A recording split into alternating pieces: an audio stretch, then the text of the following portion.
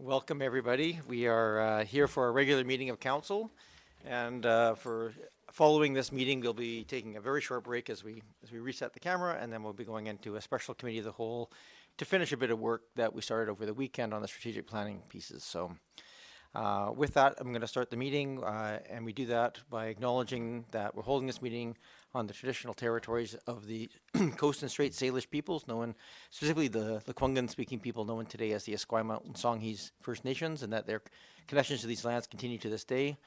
I also just want to point out that these meetings are live streamed and they are available after the fact. So if you're up speaking at the microphone, you'll be recorded for posterity.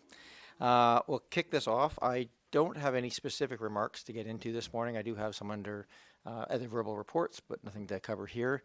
And so first thing up we have is a public participation period. Anybody who wishes to speak to council on any issue related to the municipality is welcome to come forward. We have 20 minutes, maximum of 20 minutes allocated to this portion of our meeting.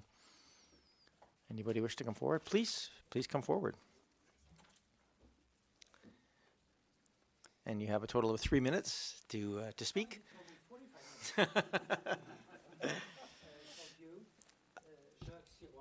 Oh, you're, I think. Do I press? Nope, oh, I've got okay, it. good. I'm representing as a representative of Nature Canada tonight. I just want to show you the new sign that your Park Service, the Oak Bay Park Service, has agreed to put it on the seafront to replace the old signs we put 2 years ago. This is about the Victoria Harbour Migratory Bird Sanctuary. As you know, folks, 100% of our seafront, the waters of 100% of our seafront is in a historic bird sanctuary that was created in 1923 to control hunting. And the hunting of the brant goose in particular was a favorite Christmas meal 100 years ago. Today, this bird sanctuary is 28 kilometers long from Cadborough Bay, around Oak Bay, through Victoria Harbour, all the way to Portage Inlet. A 28-kilometer long bird sanctuary, the oldest in Pacific Canada. And the best part of it is in Oak Bay. Don't tell this anybody else. So we've got five municipalities surrounding it: View Royal, Saanich, Esquimalt, Victoria, and Oak Bay. And I just wanted officially to thank the Park Service to accept to put this sign on the waterfront. It has generated a lot of interest in the last few years, and we want to continue with this conversation. We have one of the most beautiful seafronts in Canada in Oak Bay, with unusual urban wildlife, anything from orcas to marble murrelets to a collection of rare plants like nobody else has in Canada on the Trial Islands. And we are making a huge effort. There is restoration happening at several locations. It's a very positive story. And I think I will keep it at this. Thank you for your interest in our historic bird sanctuary. Thank you, Mr. Sirwa. I can leave a sample with you if this is of interest for Hazel. Would you like to have a? I would like Hazel to have a. Okay. It's an old story. Thank you. Thank you, Mr. Sirwa. And appreciate all your efforts on those fronts of protecting our foreshore. It's been really fantastic. Is there anybody else who wishes to come forward at this time? All right, seeing none, I will bring it back. Oh, yes, please come forward. You can't wait here. You gotta move along quickly. Hi, my name is Pierre Koba. I'm at 2389 Todd Road, which is adjoining Willow School. And I just have a concern about the proposed daycare buildings, portables being put in at the Willow School. It's just that there's not a lot of consult or information. I'm digging around, I'm trying to find stuff, talking to whoever I can. If you don't have kids at the Willow School, apparently the only information was at a PAC meeting, so if your kids didn't go, you didn't really find out. So trying to find some snippets. Went to the building department to try and find out what's going on with the permit. Apparently they can't disclose information about the permit unless there's variances happening, or if the owner discloses it. It turns out the District of Oak Bay owns the land where the portables are going. So I think they're the actual applicants for the permit, so they're still not allowing information to be brought forth. And I'm wondering, I have to go through an FOI request and this kind of stuff. So I'm just wondering if there's I mean, I'm not against it. It'd just be nice to know because there might be some parking issues. It's a really busy area. The school already doesn't have enough parking, and to have anyway, those are just my concerns. And elucidation would be fantastic. Okay, thank you. Wait, this period is not a place that we always have answers ready to answer. I appreciate that. I can tell you that your concerns or questions have been raised, and this is primarily in the hands of the school district. So School District 61 as the contact person, as the applicant, and Rob Painter as the elected official on the school board that is assigned to Oak Bay. And those are the two primary contacts for it. To the best of my knowledge, they're still undergoing a public consultation process. And they're the best, I know, they're the best people to reach out to get that information. I don't know if our building and planning department can answer any of those questions here on the fly in terms of the specific application. I'll ask them if they are able to, but I have a feeling no. Not. I don't want to put them on the spot without the file in front of them. That's not reasonable. So, Okay, thanks. Thank you. Is there anybody else who wishes to come forward at this time? All right, now I will bring it back to this table. Thank you very much. We have item number 3 on our agenda is the Public Works Goods and Service Tender Awards. Mr. Brozak, are you the one bringing these forward? Sure, yeah, hi. Yeah, so annually we put out 4 tenders, one for the backhoe, gravel supply and disposal, concrete, and tandem trucks. The tenders, they support our planned annual and capital maintenance, and it's related to council's objectives of developing, maintaining, and protecting our infrastructure. Based on low bid and quality of product, the recommendations are as laid out in the recommendation. Thank you very much. Really straightforward. Are there any questions of Mr. Brozak at this time? Seeing none, I would then Move approval of staff recommendation to award tenders PW 01, 02, 03, 04. Second. moved and seconded. Any other discussion? Seeing none, I'll call the question. All those in favor? Opposed? None opposed. Thank you very much. That was about the shortest staff presentation approval swing we had, I think, in this time. We may beat it with the next one. Item number 4, Boy Scouts Karaoke Hall License of Occupation. Is there anybody who wishes to, any from staff that wishes to speak to this item? Mr. Jones. Your Worship, I hope this is even quicker. So the report is in front of you. So in 1957, the Kiwanis built facilities for both the Girl Guides and the Boy Scouts. And since that time, we've been renewing leases to those organizations, and this is just a continuation of that. Okay, thank you. Move approval or move the staff recommendation. Second. Moved and seconded. Any further discussion? Seeing none, I'll call the question. All those in favor? Opposed? None opposed. Thank you. Item number 5, Oak Bay Advisory Design Panel minutes for receipt. Move receipt. Moved. Second. Seconded. Thank you. Councillor Zelka. Thank you very much, Chair. A question through you to staff. I very much appreciate these minutes, and it's great to see them, even if they are belated for some of the issues that come forward. I know that there's some discussion around potential revamping the advisory planning and advisory design process, and I know there's been some rumblings, or at least certainly some desires from this side of the table to try and see these minutes earlier, or at least at the same time as some of these items come forward. At the very least, I did want to point out, for example, on page 3, with respect to, and that particular one on page 3 has respect to a building that came forward a while ago, 2895 Beach Drive.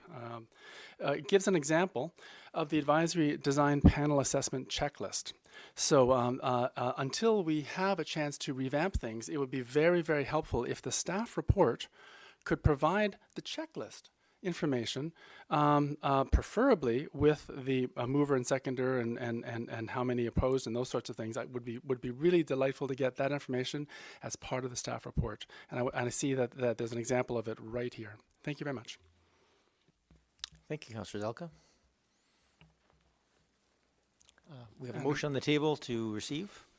I believe it's been moved and seconded. Ms. Hopkins, has it? All right. All those in favor? Opposed? None opposed. Thank you. And a follow-up question, point of potentially privilege. Would a Please. motion need to be come from this table to ask for this information to be provided in the staff reports, or can we just leave it with them to work on it? My understanding of this is that this is sort of part of the discussion around how we optimize the committee piece. So I don't know that it has to be done separately from that. Staff, would you prefer to have some clear direction? Your worship, this will be part of the dialogue that we will have when we talk about commissions.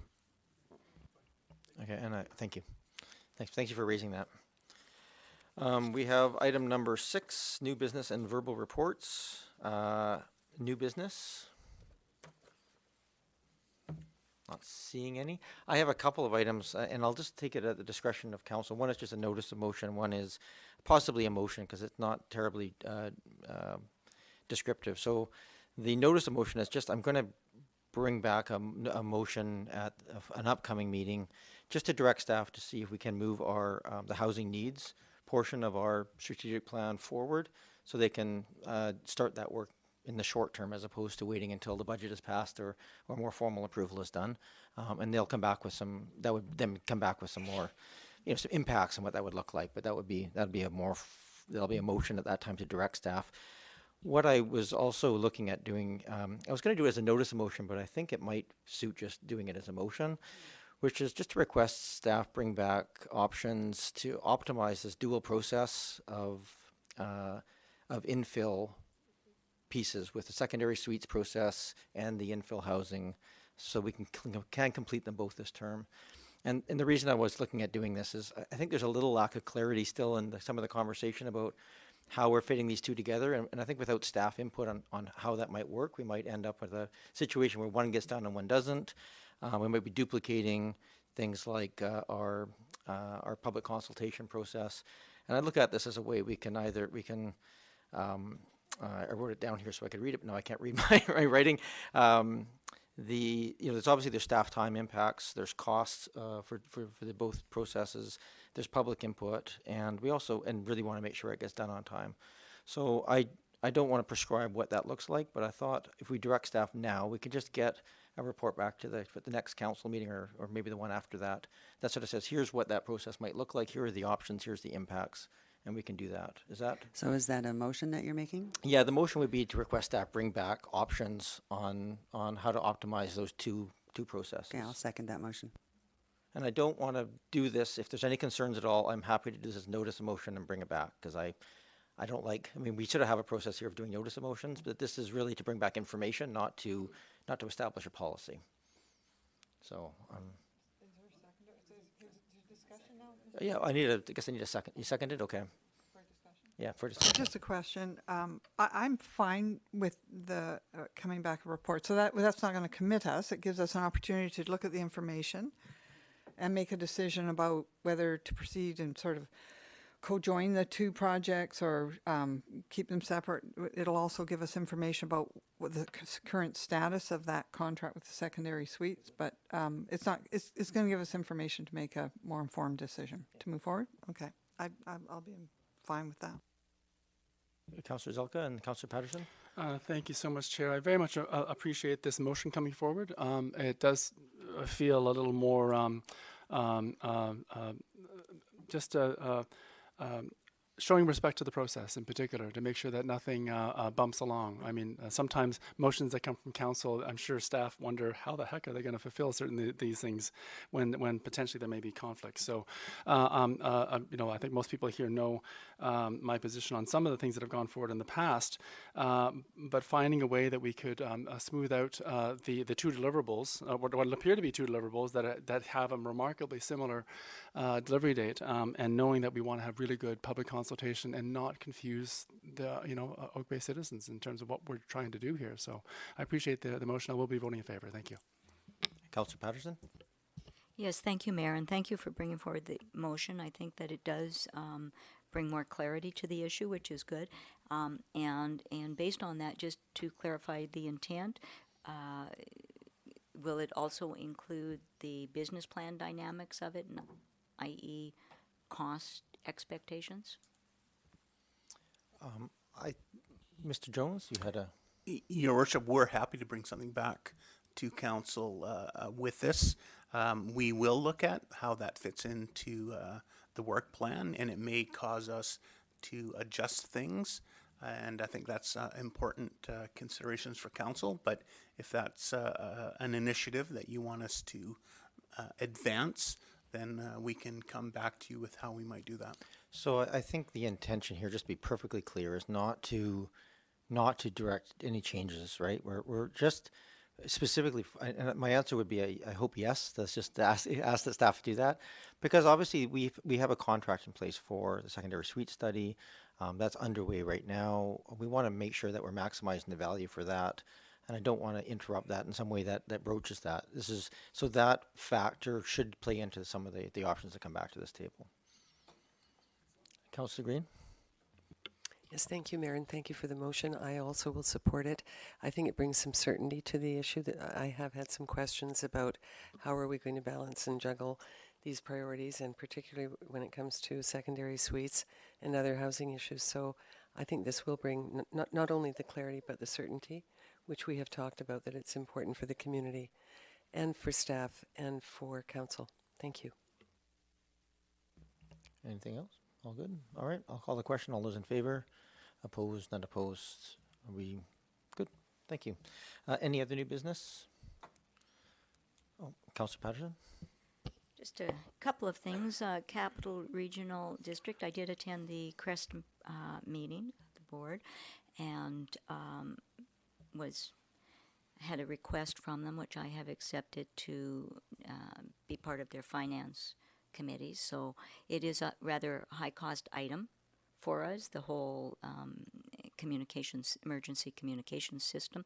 So it didn't sound like a bad idea, so I have accepted that. And the other thing is just to update everybody that we did have a wonderful presentation to kick off BC Heritage Week. The presentation was at the library, and Carolyn Duncan, of course, did the great job always of getting us together and introducing the guests that were doing the presentation. The presentation was on the story of St. Patrick's Street. Not unexpectedly, a lot of the attendees lived on St. Patrick's Street and enjoyed the presentation. And it was based on a book that has been published by our own Robert Taylor and Janet Morningstar. So they did the presentation and introduced us to all the subject matter of the various houses on St. Patrick's Street and how the street has evolved over the years. And it was a very good presentation, enjoyed by all who attended. Thank you. Oh, I should also say we did have a wonderful introduction by the Mayor of Oak Bay. Oh yes, yeah, I can't forget that part of it. We're a little out of sync here. We'll just go around the table and I'll come back and do the CRD and other updates. Councillor Nate, do you have any other verbal updates? No, I don't. No, okay. Okay. Fine. Councillor Green. Thank you. Just to let everyone know, I will be attending the inaugural meeting for this term of the Regional Housing Trust Fund tomorrow at the CRD. So they're planning I think it's a 2-hour meeting that includes orientation for new members and so on. So I will report out at the next meeting. Thank you. Thank you. Councillor Braithwaite. Just to say a big thank you to the Monterey Centre for putting on a fabulous rummage sale on the weekend. And I heard that it was the biggest ever sale. I'm sure we'll see big numbers coming in from then. I think Mr. Herman's in the audience somewhere, or he was. Where is he? Did he leave? He's out there. Okay, I'm talking about you, Ray. Anyhow, so it was great to have so many people show up. And again, the biggest ever sale that they've ever had. So thank you. Probably thank Marie Kondo. Councillor Appleton.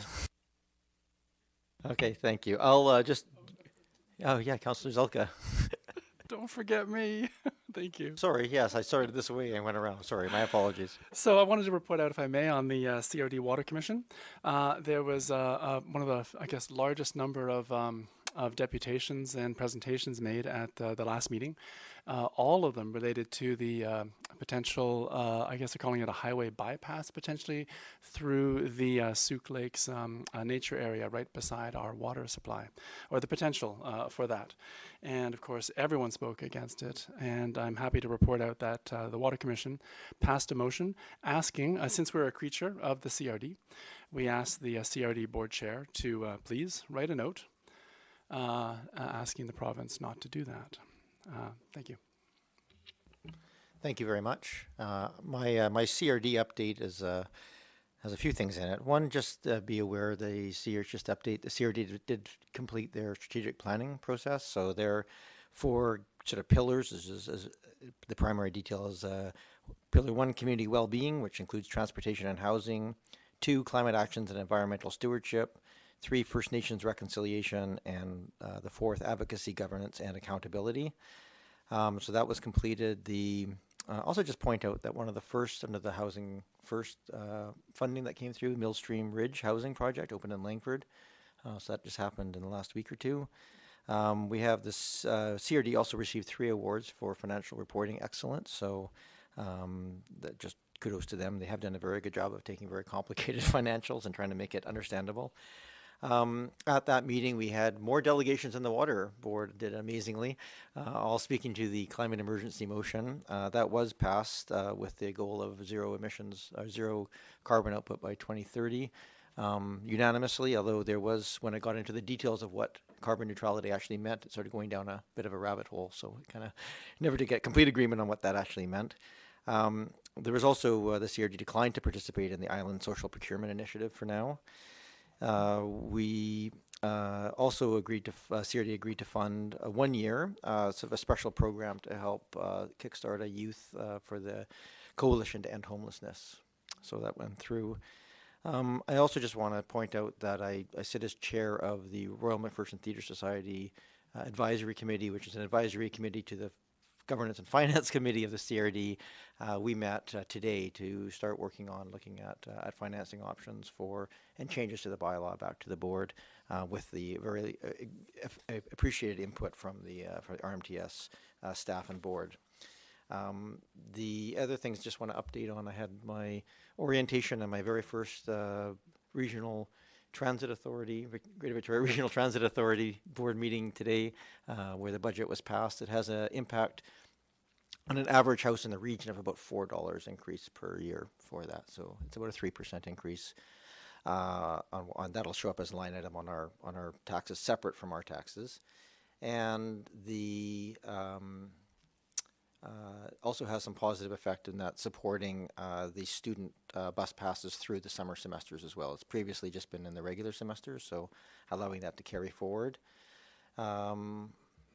Yeah, I also had the pleasure of participating in the Coldest Night Walk this year, which is a very moving and meaningful. There was a huge turnout. I think they had 65,000 people across the country participating in that as a homelessness fundraising. So that's my report.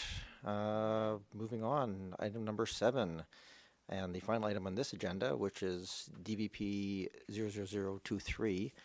We've had this before, Committee of the Whole, which recommended to this body to approve. I'll need a motion for this table, and then we can speak to it. I'll make that motion. Second. I just want to make sure I don't, Ms. Hopkins, I don't require any other going out to the public on this particular one. It's not a variance, just a DVP. I'll double check my notes here. I should have. Oh, I do. I should invite members of the public to speak. Is there any questions of the applicant or staff at this time from council? Councillor Patterson? Just a question on this, and it goes back to the design panel's minutes that came through, because when I read those minutes, it presented this application in a broader scope and talked about all of the work that was done, and it begged the question of whether the work that was done required vacant occupancy of the building. In other words, was it a renovation? And while that doesn't necessarily impact this decision that we're making tonight, I think that it's very useful information, particularly in light of us wanting to do a housing plan, that we know that what changes, if any, are taking place in the community and understand some of the ramifications of those. So if there is a way to capture any information that comes out of the work that takes place in this building and how the occupancy may change after the work is done, that would be very useful to capture. And the applicant is here. Were you willing to come forward and exactly?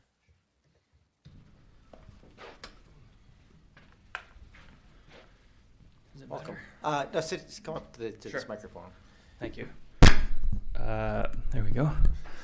Adam Cooper, Abstract Developments and Vision Properties. Just to speak to that point, was it a renoviction? I thought you might be encouraged to know that the scope of the work inside the building is extremely extensive. If you drive by today, you'll see that the entire building has been taken down to studs. Everything has been removed. So it would have been impossible for us to maintain tenancy through the renovation work. And to that end, in recognizing that we would like to be a community partner, and that it's a challenge when we're dealing with an asset that's 50 years old that has never had any renovation work done to it. At what point in time do we say, yes, it's time for this this resource to be rehabilitated? And so we took cues from actually the city of Vancouver in terms of managing this relocation, is what we would call it. And we went above and beyond the minimum requirements through the Residential Tenancy Act, and we did offer we did offer people relocation assistance, and I believe there was rent subsidy provided to people based on the length of their tenure. So we did go above and beyond in an effort to work, with the residents in the building as much as possible. Okay, thank you for that. And in fairness, not absolutely a necessary part of this question and answer period portion that we are dealing with setting and design, but I really do appreciate your coming forward to answer the question. Thank you. Is there anybody from the audience who wishes to speak to this application? And just, I read out the DP number, but it's 1266 Newport. Seeing nobody, I'll bring it back to this table. Any further discussion? Do we have a motion on the table yet? Yes. We do, okay. Very good. All right, seeing no other comments, I'll call the question. All those in favor? Opposed? Not opposed. Thank you very much. And we need a motion to adjourn. Move to adjourn. Moved, seconded. All those in favor? Opposed? Not opposed. Now, Mr. Jones, is this camera going to turn off and then turn back on again so we separate these two, or is it because it's a single agenda we can just carry on? Your worship will just carry on. Okay. So, but if you want to take a minute break, then that's sure. Up to you. Yeah, we don't quite need a bio break or anything yet, I hope, but the 28 minutes.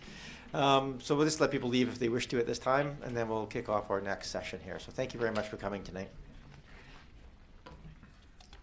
Okay, and so now we are on to probably the more enjoyable part of the evening in some ways, but hopefully not too long. I am going to make every effort to keep this portion of the meeting to 1 hour. However, we have a new meeting here, so I do want to start off again by just acknowledging that we are in the traditional territories of the Coast and Strait Salish peoples, specifically the Lekwungen-speaking people known today as the as the Esquimalt and Songhees First Nations, and that their connections to these lands continue to this day. And if you forgot, our camera's still on, so we are live streaming this for the balance of the night. And with that, we are bringing it to a committee of the whole. I'll take off my chains, we're less formal.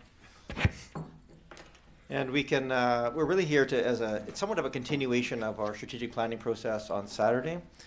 At that session, we went through and had a lot of in-depth discussion on the projects, both capital and operational, that the staff see as somewhat urgent and in need of addressing.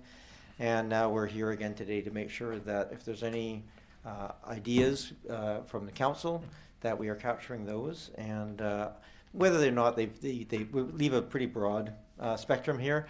If they don't have to be sort of strategic priorities in some senses, if there may be some projects that people want to see addressed, we will do this again next year, so it doesn't all have to be done this year. But it's important for us to make sure that this is a chance not necessarily the last chance, but the main chance for us to capture any further ideas that we have as a council. And I think the easiest way to manage this is probably just to go around the table and capture those points. There may be some overlap, and where we can, we'll try and give some direction to include those in the estimates process, so we have a sense of some order of magnitude costing for the staff. I think it's important if I could just ask Ms. Hopkins just to capture all of the comments, and even where we might feel that might not be a 2019 priority, but it might be, say, a 3 or 4 year priority, that we capture those so that when we redo this next year, we have that consolidated list that we can come back to and have a look at. And I would also just acknowledge that we do want to get these to a point where they're in work plans. So, oh, thank you. We do want to just, you know, as these ideas come forward, there will be an estimates part of this process, but obviously, ultimately, they will also have to be included in work plans if there's staff time required for doing them. So the staff are here, and I will, as we bring them together, you know, invite the staff to talk to them, because you may or may not have thought of them before. Or there may be things on the table. You may have somebody be able to answer some questions directly as well. So with that, I'm just going to go around the table and collect people's pieces. I'm hoping nobody has like 100. I'm hoping we have just a few key ones that people want to address. And if they want to break them into sort of bigger ideas and smaller ideas as well, that might be helpful as well for us to deal with. Councillor Zalka, are you willing to kick us off? Well, thank you very much, Chair. In this instance, I don't have 100. I think I might have only 1 or 2. And I do apologize to council and to staff. At the last meeting, I made a commitment to get my questions through that were left over from the last meeting. And unfortunately, I had to work all weekend at my other job. So those questions will be forthcoming. And then I can pepper you with lots of questions. But with respect to new initiatives generating from council, I know we have a number that have been sort of brought forward in the last, 4, 5, 6 years that are sort of sitting out there. And I'm hoping that those ones will certainly come forward at the appropriate time during estimates. They're still important, the ones that are out there. And I don't know if the new councillors are familiar with that rather long list, but I'm hoping that a refreshment for all of us will be made known. So. In addition to those that are already hanging over our heads as being potentially important, I wanted to suggest that with respect to the fifth, what do we call this, strategic priority having to do with fostering community health and resilience in the area of economics, sorry, not economics, but environmental sustainability. I was hoping that some sort of a framework could be found that would help pull all of the bits and pieces together. I'm worried that with the way it's worded, having to do with demonstrating leadership, committing to this, and not, I mean, as a person who's done strategic plans, I'm sorry to say, but those are a bit weaselly words, and I like to maybe have a little more. My opinion, no comment on anyone else. Certainly, some of the strategic plans I've done have been rather weaselly, but that's me. So wanting to just ensure that we have some capability to, at this table, to have some levers to pull as a council. I looked in a bit of the research across British Columbia to see what other frameworks are being potentially applied in this area on how the social and environmental sustainability aspects can be tied in with the municipal initiatives. And one of the items that's coming out right now, the town of Gibsons is test bedding something known as the Municipal Natural Assets Initiative. It ties in and pulls all the way down to finance, over to parks, over to certainly engineering services. It relies heavily upon what's known as an asset management framework, and essentially extends that asset management framework, one that we're becoming and continuing to delve deeper on with respect to our non-natural assets. And they've have suggested through UPCM and through the current provincial government that this be applied to the natural environment as well. So I wanted to just suggest that if there's a way that could be somehow costed or could be looked at. I'm not quite sure how the process is being afforded, but as a suggestion to throw in the pot for us to maybe then devise a list or come up with a prioritization. I'm looking forward to figuring out how that process will be teased out. But I would certainly be willing to try and find a way of. I appreciate that. I think actually I estimating might just get Mr. Horan's take on this, because of course the asset management piece, if that's perhaps something we could roll into that planning process. Mr. Horan? Yes, Your Worship. I just want to throw it out there in case it meets the needs that Councillor Zelka is raising, or at least partially. In the asset management program, there's the section that talks about asset management plans, and then you have the standard ones that are some of them are farther along than others. There's transportation master plan, there's water master plan, sewer, storm, all the standard what you think of as engineering. But near the bottom in that asset management program, there is the exact words are slipping my mind. I didn't have time to pull it up on here, but there is a natural assets related. So there's a natural assets that are part of the asset management program. Now, this program itself is really in the idea stage, but it is there in terms of accountability, and that asset management program has been endorsed by the council, meaning that's a lever that you can say, hey, what's the next steps on that particular process? And it's meant to capture things like the Bowker Creek. It's meant to capture things like the natural environment, and based on inspiration from places like towns like Gibson and so on. So if that's helpful, I throw that out there. Okay, I'm not sure that that's adequate to capture the intent of Councillor Zelka. Councillor Zelka, where? Yeah, the last thing I would add on this is the website is mnai.ca. That speaks directly to the Municipal Natural Assets Initiative. UBCM also has grant funding available in this area. It is supported by the Federation of Canadian Municipalities, and Nanaimo, I notice, is also moving forward as a cohort of projects to prove this. I very much appreciate Director of Engineering the comments made. I wonder, however, with respect to what's being done, the good work that's being done in asset management, whether, for example, the work that's being done in parks will actually tie in. The work that's being done in finance will be tie in. Like, how do we report out on this?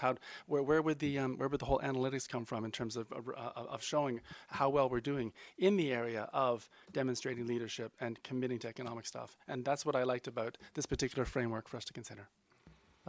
Mr. Jones, you look like you wanted to add something. Your Worship, I wonder if, for the benefit of council, we might look at what Gibson's has done and then circulate that to council, and that might provide you some insight in the event you want to do something further. Thank you. Was that the one? That was the essence of it, yes. Okay. Thank you. And I think what I got from that is that there's work underway on this, but perhaps there's something we can do over this year, next year, that kind of allows us to maybe put some probably some measurement milestones in there as we work towards that. And I think you identified it quite rightly, Councillor Zelka, that there are aspects of like the tree protection bylaw and other natural protection pieces that would tie into those natural assets and identifying them and valuing them, which is a key part of that. Sure. I was going to just go around the table. Oh, I see. I appreciate that, but my comment is... Please, yeah, no, go ahead then, Councillor Ney. No, go. Yeah. No, please do it now, Councillor Ney. Yeah, it's. I was thinking very similar. Were you too? Do you want to go next? Then you go next. And okay, sorry. Councillor Ney, you're next. Go ahead. Address that. So, thank you, Councillor Zelka, because I've been kind of struggling. I really like the way staff has laid this out with the colors and the columns, and it's very clear, and we can see the visuals. And it's for that it helped me recognize what I'm struggling with conceptually, and that is that the fifth strategic priority is an issue that's kind of bigger than everything, and something that I would like to see to have a lens go through each of these very different strategic priorities. So I'm looking for something more circular, where the issue of resilience and sustainability envelops each and every one of the different priorities that we've identified here. It's quite possible that's what the Gibson's thing is doing. I'm not sure. And because I'm thinking we're here, you know, with the IPCC report. We've heard the CRD has declared, you know, climate change an emergency, and that this isn't. It's not a. It's an issue that we need to take very seriously, and to be thinking sustainability and resilience through every single thing we do in the community. So if we start to, for example, look at land use, it's not just about a demolition kind of policy or just about passive house. It's about everything we do around housing through which we have a lens of sustainability to address sort of planetary boundary issues. So I'll appreciate looking at the Gibson model and see if it sounds like it's kind of on the same track. So thank you for bringing that up, Councillor Zelka. I appreciate that. So should I let Yeah, I'll go to Councillor next? Patterson, Okay. and then we'll just go around to the table there. Otherwise, I'll lose track. It's not you, it's me. Thank you, Mayor. And I don't have too many things to add. I think there has been good work achieved, both by staff and council on really looking at some very demanding items for this term coming up. There are a number of comments that I have about these sheets in particular, and how we're doing things, and I don't know if you want me to go over those now or not. You might as well, if you have any particular suggestions Okay, first, you can so, do that first, well, and then we can just- come to the issue of the Yeah, sheets if you wish. And some of it, I guess, is terminology and how we link these things together. Again, like under the draft proposed budget sheets, I guess there are questions about thresholds for capital versus operational, and whether strategic priority should read strategic plan, organizational goals. There's some inconsistency just in how we're linking them. And there's nothing, the references in the documents to risk don't align somewhat with my concept of risk, because we have not yet identified risks that are commonly identified under asset management, and that is based on contagion or impact, and for examples, whether it be staff or items are impacting staff or community safety, interruption of service or business, procurement options, all of those things. So it's really the risk category. I would suggest the financial review include categories that are estimate, budget, forecast, final, and specific to reserves account, identifying the labor sources, whether they're internal or external. We haven't yet identified key performance indicators, and I'm hoping for a rolled-up executive version of the sheets. So that's my quick summary of it, and I can provide a list if you'd like them. Yes, and I know we need most of those for the annual report. That hence why I'm thinking of them, and then. Just expanding the thought process a little bit to something that we haven't discussed, wondering if we can find our way through perhaps an overview in the term of either bylaws or policies, identifying the key ones. I know we have a lot of bylaws, probably many of them need updated, but I'm thinking about the ones that really impact mostly on the day-to-day work that we do. I'm sure that there are some policies and bylaws just so we could rank the order of where do we start and which ones do we work on. So if we could do that, that would be great. Councillor Patterson, so just because there's a piece in here about doing the bylaw review that's really related primarily to our zoning and bylaws. Yeah, so you're talking about other bylaw pieces I'm as well. thinking about maybe going beyond that. I guess I think in terms of, say, the parking bylaw.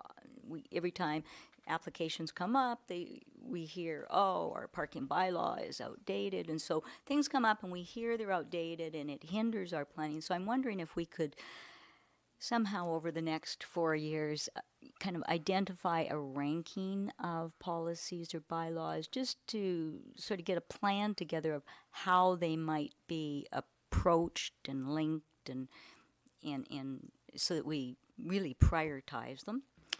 May I make a suggestion on that, just Yep. as a point to kind of talk to? One is we could have as a policy over this term, just that, we've started some of this in terms of efficiency pieces, recommendations, but just ask staff to come to us if they see any of those that are causing problems, to bring those forward. But also, I think it's incumbent upon us as a council, if this is the will of council, I think, was my personal bias, so I'll acknowledge that, is that if things are coming to us that we feel shouldn't be here, so if there's things coming, like we're doing enclosed garages on old houses and we keep saying yes to them, if we just can make an effort to flag those and just give them back to staff and say, this really shouldn't be a council level piece anymore. Can we not create a guideline or a policy to take this back to the staff and delegate it? Because I think it's a little bit on us as well. So that might just be a cultural change that we have to make to feel comfortable having that direction, that conversation both ways. So maybe those are two halves of that same piece there. That's I just adding that to the. Yeah, no, I think that's an excellent suggestion. I like that if we can find some way of tracking that and just not losing sight of it, so that we actually are capturing it and seeing what we're working through. One other thing that I would like to perhaps consider is performance audits.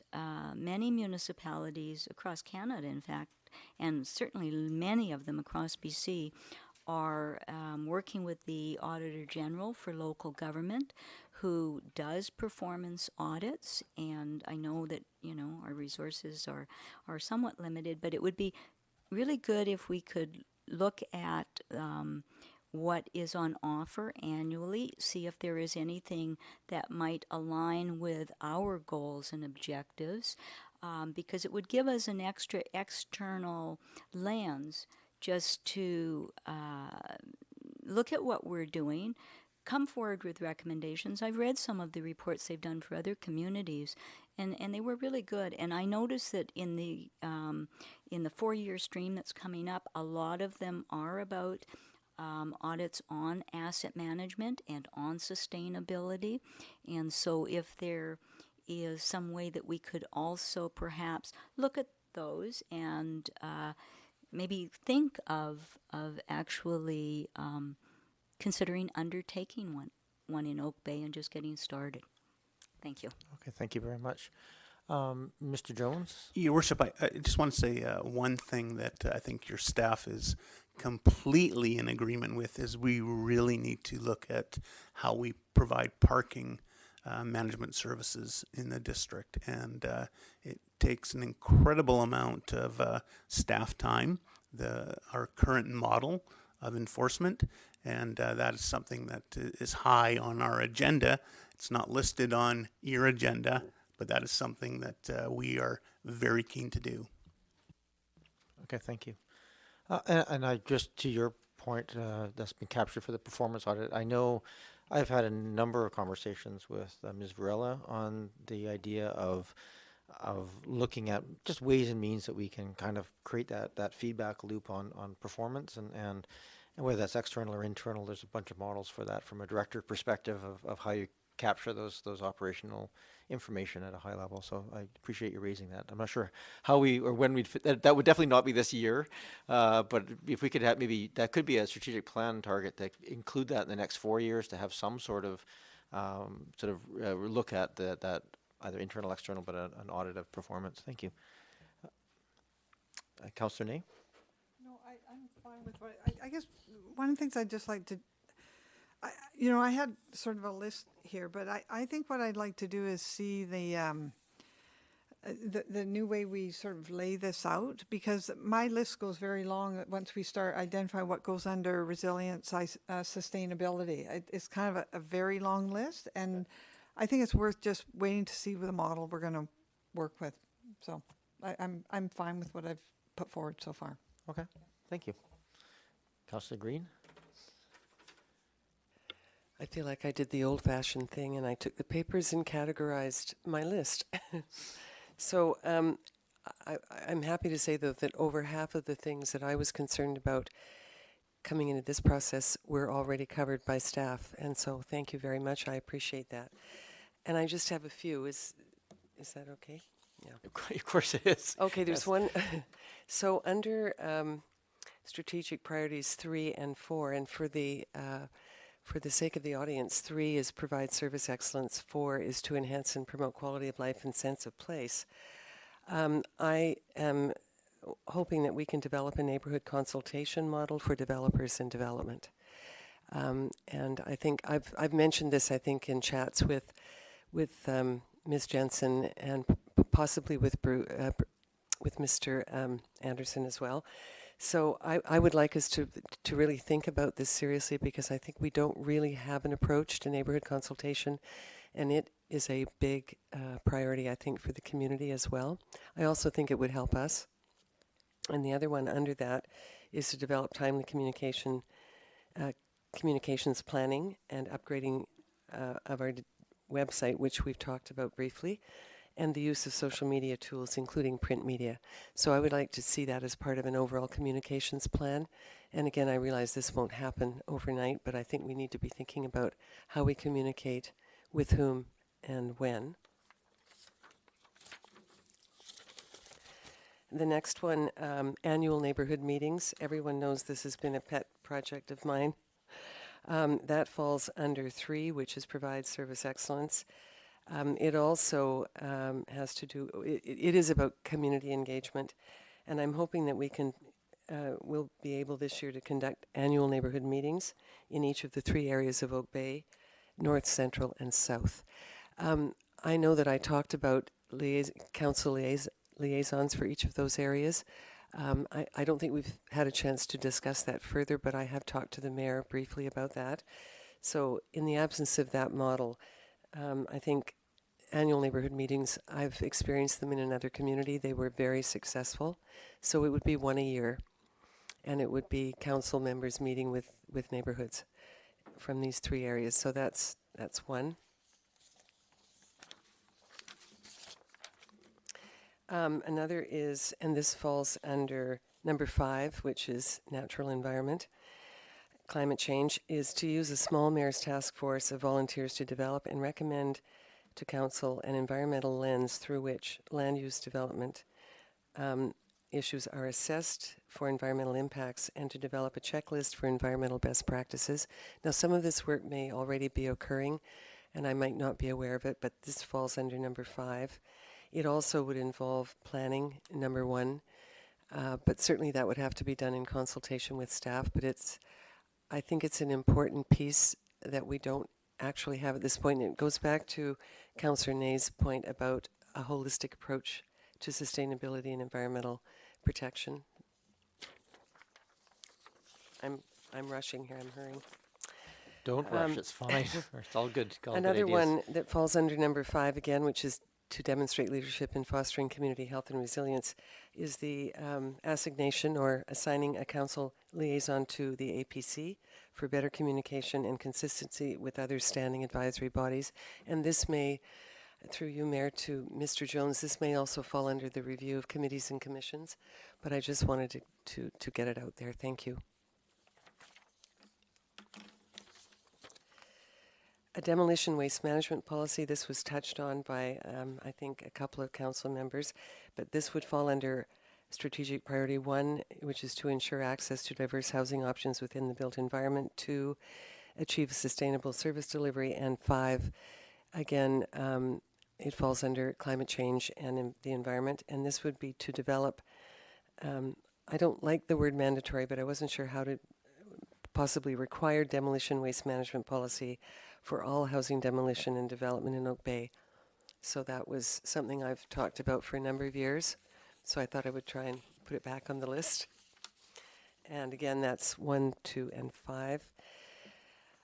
And then a home renovation incentive program. And this is definitely 1 and 5. This pertains to our built environment. It also pertains to climate change and the natural environment and environmental practices generally, and that is to develop an incentive program to encourage homeowners to renovate, restore older homes instead of choosing demolition as a first step to housing renewal. So that's just because I know this is happening south of the border on the west coast of Washington and in other communities in the United States. They are now really working towards renovation and restoration. not just new buildings and demolition. So again, it's another option for housing, and again would fall under our housing plan as well. And I agree that that our process, all of these are interdependent and they're interconnected. So that idea of a lens is a really good one, I think, and it demonstrates that that these are not siloed, that these are all connected to one another. So perhaps a circular visual is possible. But nevertheless, I really appreciate the efforts made by staff to present it this way. It was really helpful in slotting in some of the things that I was concerned about. And the last one was looking at the Uplands Design Guidelines and Bylaw related to reviewing massing and size of homes in that area and context. And I know that's a longer term plan, but I think it's time that we did take a look, given that we've had some concerns expressed over the years about the size and massing of homes in the uplands, the encroachment on the park-like setting, and so on. So that would be a potential revision to the guidelines, and then a bylaw change according to the OCP. Thank you. Thank you, Councillor Green. Councillor Braithwaite. Thank you. I think Councillor Green was in my head. That's all I'm going to say, because I have I had a number that were very similar to hers, and also similar to some over there. So I'll just touch on those really quickly. One of my big ones was really an overall bylaw review, which we've already touched upon, and I'm hoping that we can attempt to, over the next 4 years, even if we break it down into different sections, review our bylaws. I think that's really, really important. The other things, I had the neighborhood meetings on mine as well, and so I won't talk about that because Councillor Green did a good job on that one. One other thing I had was looking at some sort of a youth strategy. I know that I've been approached by some youth from the community to start a youth council. They really are looking to be included in some of the decision making that goes on in our community, and I think it's really, really important. So I would really like to look at a youth strategy, and I think that would go along with number 4 on our strategic priorities.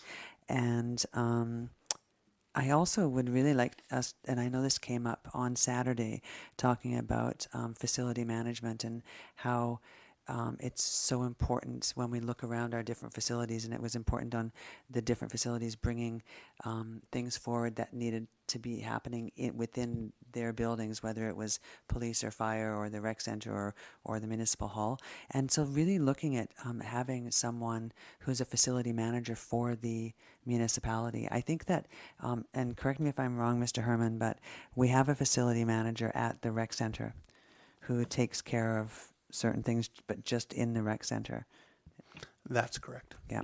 So, I mean, wouldn't it be great if we could have someone who is in charge of doing that for all of our facilities, and maybe that would help us, strategically look at dealing with the different facilities at different times, but at the same time getting, good deals for carpet and paint and that kind of thing for our different facilities.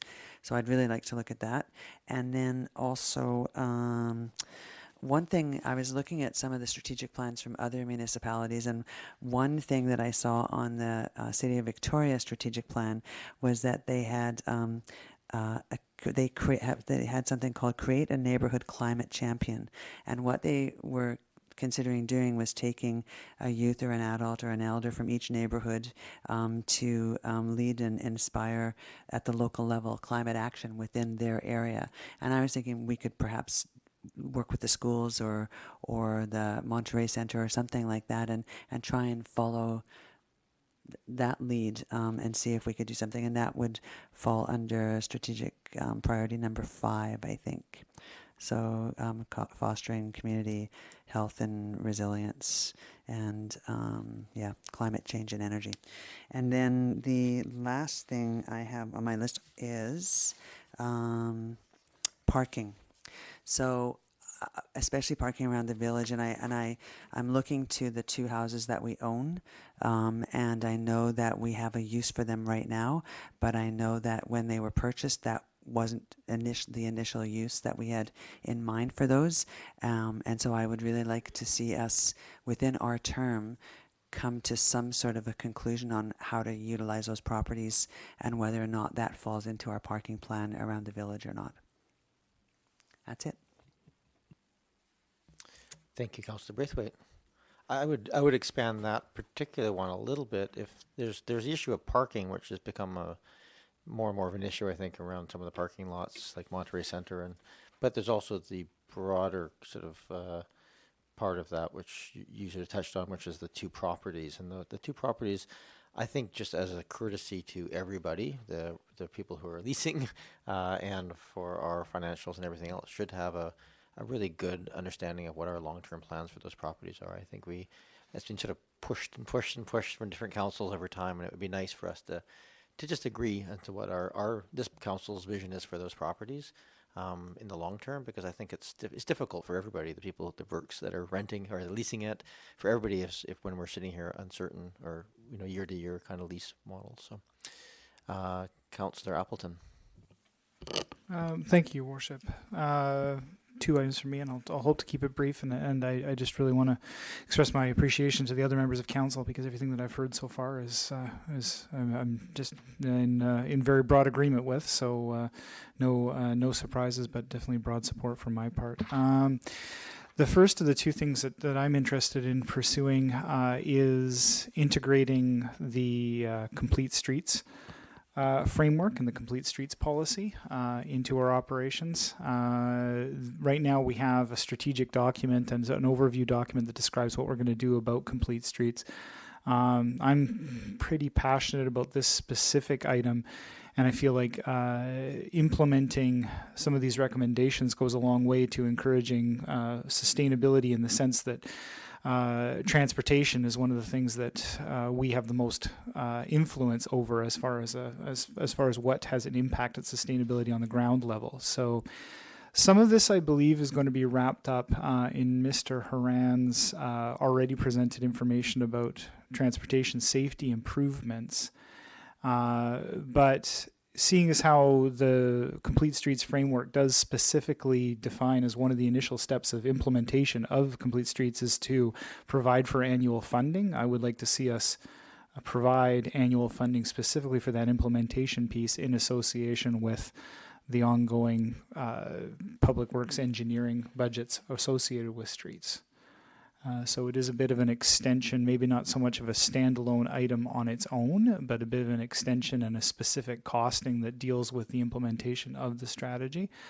I think many members of council and public will be aware that the City of Victoria has elected to accelerate their bike lanes framework and will be completing their full bike lane network right to our boundaries within about 3 years. So they've committed to an accelerated framework. So what that means is we're going to have, there's some pretty good data out there that indicates that people are moving back and forth pretty steadily between those two municipalities. I'd like us to be thinking long term about what we want to see happen in our own community that links up with that infrastructure that's very soon going to be in place. So I'm just going to ask the question to Mr. Haran on that one as well. It's an excellent point. We know the City of Victoria is going through a number of pieces. I know in some cases we're waiting for them, like at the corner of Cadborough Bay and Fowl Bay, but at some point those will be completed. And do we have a good sense of where their bike lane infrastructure is meeting our boundary and when? So in terms of timing specifics of when, I don't have, but the broader picture of how the municipalities connect, it all fits within documents like the pedestrian, the words are slipping my mind now, the master plan related to pedestrians and cycling, PCMP. And that those discussions are ongoing throughout the years. So I believe that if the council would like more up-to-date information, more complete than what I'm providing now, I can pull that stuff together. Okay, I guess the most important thing is that you're on top of that part of it. The funding part of it is a secondary piece. Was there something else, Councillor Appleton? I did have one additional item, and thank you through you, Chair, to staff for that information. The second point that I wanted to raise was in terms of, and we've raised the topic on related to a couple of different subjects about bylaw updates. I'm very interested in us revisiting the specifics of our shoreline development permit area. The shoreline development permit area is in the existing OCP. It is necessarily very broad in scope and very broad in its requirements. And I would like to see that be more detailed and get down to the specifics of what we would require on a case-by-case basis on an individual lot. And I would also like to see that even extend to performance bonding and how the municipality can ensure that things take place in the way that is prescribed. So I'm anticipating, the reason I think this relates to capital work is because I would anticipate that there would be some fairly specialized consulting experience to help support staff in development of those guidelines. So this may, I strongly suspect this is not a 2019 budget item, but I would like to at least have it on staff's radar because I know that they're looking at, and as has been brought up by other councillors, we're sort of describing a fairly long laundry list of bylaws that we know need updating. I'm throwing my personal opinion and my personal interest behind that one specific element that I think people feel pretty passionate about. I know that people feel very strongly about preserving the nature of our foreshore, as the character of our foreshore is sort of integral to who we are as a community. And I think we can really do much better. I think we can put a fairly strong, stringent standard in place for redevelopment on those lots. But I think we need to define that in our bylaws and have that really clearly laid out. Okay, thank you very much. Appreciate that. Councillor Zelka. Thank you very much, Chair. If the council will indulge me, I did have one more to suggest. Go ahead. Thank you very much. In terms of a new initiative relating to the opportunities afforded our new provincial government, for example, touching on the Building BC Community Housing Fund and some of their requests that we find lands available potentially to help with affordable housing. I know that on first pass, Oak Bay passed on offering certain lands. Since we're essentially fully built out. However, when Parks and Rec suggested that they needed to pave the parking lot on B Street, right next to the Oak Bay Recreation Center, right beside Bowker Creek, that piece of property, I was imagining one idea, maybe for our consideration, either now or maybe in the not too distant future, is that as part of our needs assessment report, since we need to do that, if we are going to try and encourage non-market housing in Oak Bay, that might be an absolutely wonderful spot to look at for a combined municipal parking structure with mixed use with housing above. For a consideration to just take advantage of the opportunities that are there. That might mean we would hold off on the paving until at least we finished our housing needs report. Thank you. Thank you, Councillor Zelka. I'm just making my notes here, so just give me a second. All right, thank you very much. And I do really appreciate the list of the detail of work that went in from all the departments back to us. There really wasn't anything in my list that was substantive. I thought that from a capital and operational perspective that the issues were largely covered, and the ones that are listed around this table, again, I think the hard part is going to be saying what we aren't going to do within this process, because of course they're all good ideas. The question is we don't have time to do them all. So I think that's going to be a bit of the piece, but part of that will be the staff time and cost attached to it. And really none of mine on the add-on list are terribly strategic, but I did have my own list of pieces as well. One is just a philosophical thing. I think we need to be clear about, we are undertaking a pretty substantive revision, look at all of our housing needs in our community. I guess I'm looking for, I think we as a council need to be clear to staff about where we want new applications coming in. I personally would like to just be clear that we we, as if applications are coming in, whether they be townhouses or duplexes or things like that, and we still consider those as part of our process. We don't want to hold them up. I just look at those as opportunities for us to sort of read ramifications. So that's one, is just to get some clarity there in terms of what we expect to carry forward. And I don't think there's any particular issue with that from a staff perspective, but I just throw it out there. The other is, and this was touched on by a couple of people, but I mentioned before, when things come to this table and we don't have the clarity to make, good decisions, or we're making consistent decisions in one direction, I would like to see us move those into policies. And the issue that came forward to us for the upland siting and design, I thought was a really good example of where we seem to have bylaws and guidelines that seem a little out of sync with what the council is expecting on some of these lots. Those bylaws are somewhat unique in the they don't, the lots are so large and we don't have any constraints on those. And I think that might be worth including in our strategic priorities. It's just addressing that uplands question, because it's not the first time and probably won't be the last time without some changes. And I think out of a sense of fairness to the community, we would like to have those rules and guidelines clear enough that when they come here, they are rubber stamps and move forward as an approving body, as opposed to having these things come forward. The other one was touched on by Councillor Green at the last meeting, and I just want to reiterate my desire, and I guess this would really be bringing back what the options are in terms of costing, is how do we move our recycling and compost and separation of waste into the community. So if you're at the beach or you're in the village, that we can actually have that separation. I understand there's different constraints on that, but how can we bring back a report in the next couple of years that would sort of lay out the costs and the pros and cons and approaches to that? I would like to see that. I think it's past time that we actually provide that service in the community. My kids are avid separators, and they always go out and wonder why they can't do it when they're out in the field.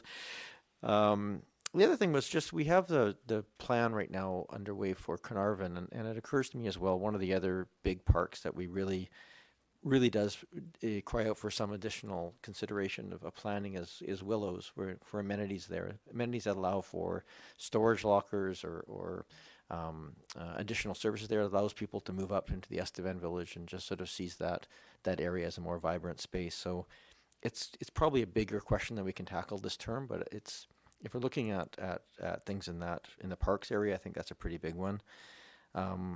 There's a couple of small pieces, and one is heritage and older home retention, and Councillor Green again tackled this one. I didn't get into specifics of what that would look like in terms of how to tackle it, but you raised a number of ideas in that. I pulling it back to sort of the principle, can we look at ways that we can perhaps encourage retention of homes where it's beneficial? So those could be bylaw changes, they could be density bonusing for keeping old homes. There's a bunch of things that we could do to kind of facilitate that. The OCP recognizes some of them in terms of character conversions and things. So, is that a priority for this council to look at maybe upping the options for heritage and older home retention? And this is really a in the weeds one, but I'll just say it anyway. Is there any way that we can, fast? I guess actually I'll leave that one, but it's really around the tree protection, in the sense that can we, strengthen that, particularly before houses are demolished, so that we don't get this situation where people tearing down a house, stripping all the houses, and then selling the land without having to do the actual work. If we can have these building permits in place, but I think that's part of the urban forest piece, so I'll leave that one. But those are those are mine, and it's really nice to hear all these ideas around the table. I'm the one that has always niggled at me is always how to get the environmental lens into a more formalized framework that kind of guides us, because it's not easy. The environment is all kinds of things. It's not just carbon. It's waste, and it's foreshore, and it's all kinds of pieces of that. So how do we make sure that lens is there? It's in the OCP, but how do we sort of put that into operations? Oh, that's a big list of things for staff to run away crying from. Mr. Jones, you look like you were going to jump in there. Or is it just tell us to stop talking? I'm a little bit hesitant to do that, but this has been very helpful. And I just want to, I was trying to capture things that I thought. We've got a bunch of things that we'll bring back to you, but I think some of the things that I heard that we'll probably as staff spend a bit of additional time on helping to prepare some information for you. One is around, I heard the commission's task forces talking about the environment, liaisons, street and traffic issues. So I think the idea for us to try to move the review of our commission mandates and everything up a little bit. We'll come back to you with a little bit around that. I heard about parking and our need to look at that holistically, how we provide that service. Communications and engagement, remembering that we actually do have in the budget that staff put forward $30,000 to begin implementing some of the findings of the task force. We need to look at how we might move up some of our bylaw updates, I heard. And the issue of an environmental lens. And I think as staff, we feel pretty confident that we apply a really good environmental lens to everything we do. But you know what, we need to provide something that shows the community what we do in that regard. And I think that's something we can do. So there are a number of other things. The uplands design guidelines, I heard that from a number of people. And then there's some issues around environment. I kind of throw that into the bailiwick around commissions and committees and that type of thing. And we're going to have a conversation at that time. So this has been very helpful to us, and we will take what we've heard from you tonight and come back to you with some ideas. Okay. Yeah, just fix it. That'd be great. If you just you just get on that piece. We'll do our best. Is there I mean, this is sort of a laundry list approach to things. Now, we did sort of agree at this point that we would try and distill this down a little bit, but I think there's a little, because we've had the same idea raised with a couple of different pieces of it here. I think we kind of need to take this away and wrap it up a little bit so we can come back and debate and talk about that, maybe prioritize these within that piece and attach some funding to it. But I think that needs to happen. I don't think we can do that at this table tonight, personally. Your Worship, so you had a number of items provided to you on Saturday from staff, and what we will try to do is capture what you had mentioned tonight and bring both of those back to you so you can look at those in their entirety and make some decisions, because there will be a need to make some of those decisions, because we're not going to be able to do everything. Lots of good work to be done, but we can't do everything. Thank you very much. Councillor Zulke, you had something to add? Thank you, Chair. Just a reminder to staff, there is the third list of those that we've already have moved forward to the estimates, so that they also need to come forward probably at the same time. Thank you. Thank you. And yeah, and it's interesting on the work plan portions of that. We saw some of the things that are already being worked on, and frankly are going to come back to this table as a pretty high priority. Things like the Turkey Head and redevelopment. We have the Oak Bay Lodge that's likely to come back to this table. There's a number of other areas that we're going to have to deal with. So it's not just the things that we have that we want to deal with, it's also the things that we have to deal with. So I look forward to all of that as time goes on. And I just also want to invite anybody from the public who wishes to come forward. If there's anything that anybody else wishes to add to this discussion, you're more than welcome to do so. So, Councillor Mr. Jones. Your Worship, I think that one point that you made that I should have said earlier, there will be some issues around land use that we will first bring forward to Council in an in-camera meeting, because there are land use implications for those. So once Council has had an opportunity to consider those will be things that we will bring back to the public for sure. But because there are some issues around land, we need to first consider those in camera. Absolutely. Is there anybody from the public who wishes to come forward? I'm getting head shakes out there. That's really definitive. I appreciate that. All right, we'll bring it back to this table. Is there anything else anybody wants to touch on before we adjourn? No? Oh, Councillor Green. Just a quick comment through you, Mayor, to Chief Brinton.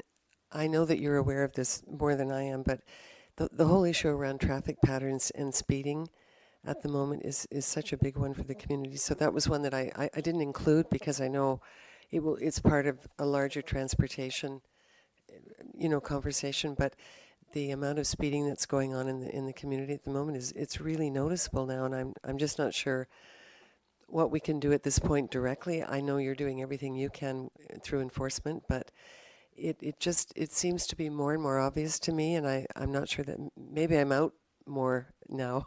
I'm getting out a lot now that I'm on council.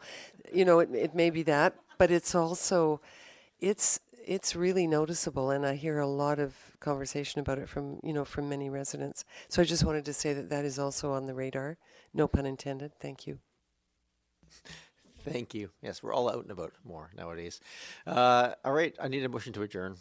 Oh, Move adjournment. before I call the question, Mr. Jones wants to Your add Worship, one thing. sorry, one final thing. I would just like to say thank you to the staff. They were all here all day Saturday, and many of them late Saturday night, and are back again tonight, kind of unexpectedly. So I'd just like to say thank you for all their commitment. I second that. I do much appreciate it. I also appreciate council not getting through these meetings quite quickly, actually. So Yes, nice to thank get out of you. here. to All staff. right, I'm going to call the question. All those in favor? Opposed? Not opposed. Thank you very much.